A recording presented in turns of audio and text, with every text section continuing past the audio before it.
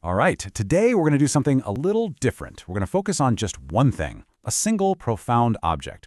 It's just a small piece of fired earth, but it connects all of us across thousands of years to that one creative impulse we all share, that need to just pause, reflect, and figure things out. So, let's dive in. But before we actually look at this thing, I want to start with a feeling. A feeling that literally anyone who has ever tried to make anything, or hey, even just face the tough problem, knows deep down in their bones.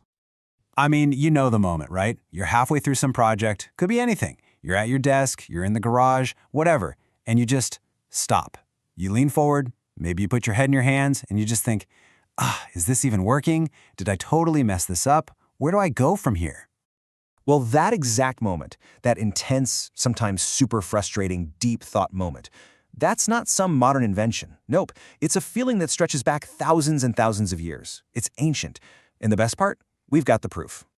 And that proof comes in the form of this absolutely incredible artifact. It's just a small figure, but it perfectly captures that timeless moment of deep creative thought. Okay, so here it is. Meet the Thinker of Cernavodă. This is a ceramic figurine that was dug up in Romania, and it's pretty much the physical embodiment of that exact contemplative pause we've been talking about. And what's just absolutely mind-blowing is its age. We're talking 7,000 years old. Just let that sink in for a second. This little clay figure has been sitting in this exact pose, looking like it's deep in thought since the literal Stone Age. So let's just run through the key facts here. We're talking about the Hamangia culture way back in the Neolithic period. That's around 5000 BCE. It's made of plain old clay, and it was found near a place called Cernavodă in Romania. And today, you can go see it at the National Museum of Romanian History. This isn't a legend, It's a real tangible piece of our shared human story. And I mean, just look at that posture for a second. Elbows on the knees, head resting heavily in the hands. It's so familiar, isn't it?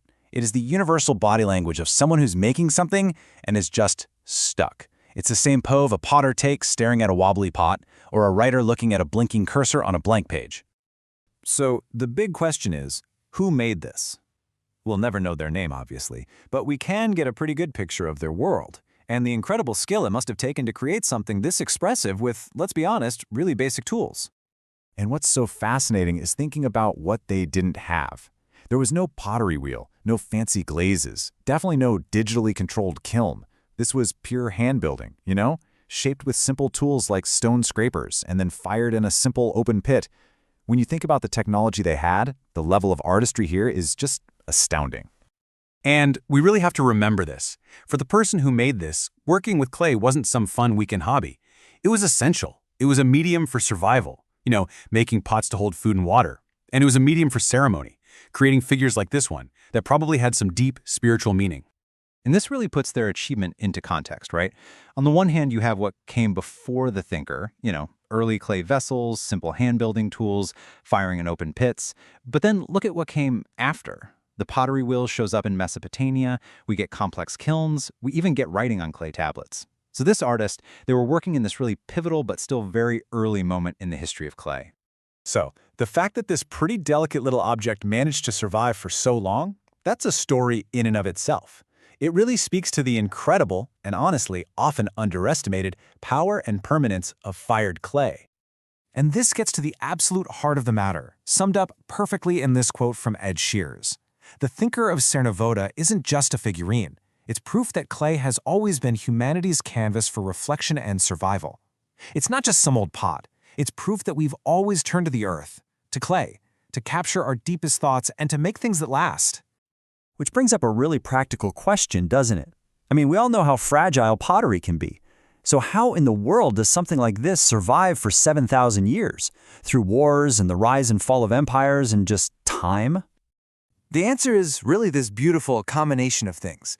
First, it's the sheer skill of the maker who formed it so perfectly. Then, it's the amazing chemistry of fire, that magic that turns soft, mushy clay into hard, permanent ceramic. And finally, it's just the stubborn persistence of the material itself. It's just ordinary earth, made extraordinary by human hands and human thought. Okay, so this is way more than just a cool piece of history, right?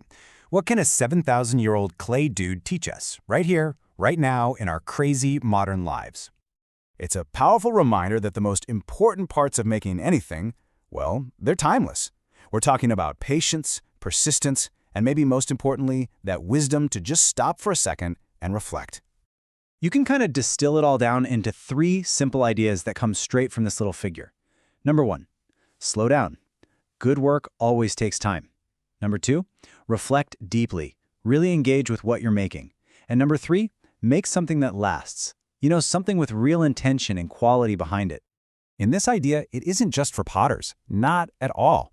It doesn't matter if you're pulling a mug handle or designing a website or coding an app or even just trying to write a really important email. That moment where you pause and think, that connects you directly to the person who made this figurine 7,000 years ago. You are part of the exact same unbroken lineage of human creation. So maybe that's the real question the thinker leaves us with, as it sits there silently across all these millennia. The things we make, the things we put out into the world, they can outlast us. They can whisper our story to the future. So the question is, what story will you leave behind?